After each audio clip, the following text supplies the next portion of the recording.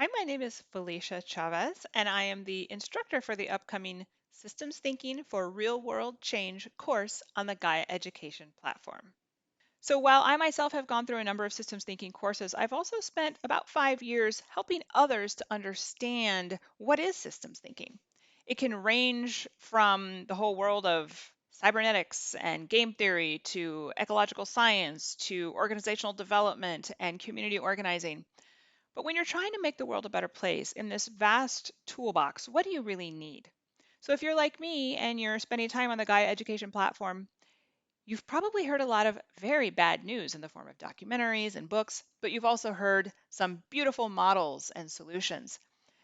And sometimes when you get out of those beautiful models and solutions workshops or read those books, you go back into your life and it's not entirely clear exactly how to apply it, or you find that forces are working against you.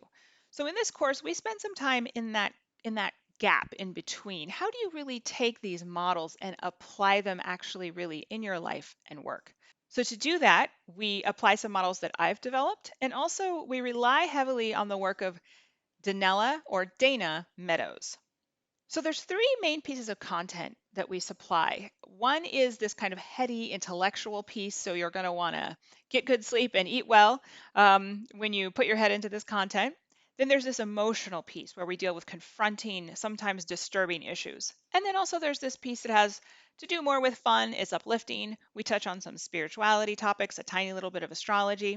One of the pieces I really focus on in this course is how do I know when an approach to making the world a better place is a systems approach? For example, I intuit that empowering women and girls is sort of a systemsy way of making the world a better place. But how do I really know? And we get really specific in defining how we know. So, in addition to relying on Danella Meadows, this is her book, Thinking in Systems, a primer.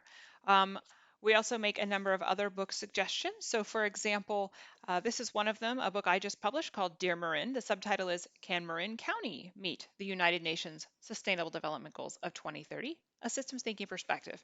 And this book deals with the first 6 UN Sustainable Development Goals in the context of a relatively small community in the San Francisco Bay Area. So I'm looking forward to meeting you and welcoming you into this course.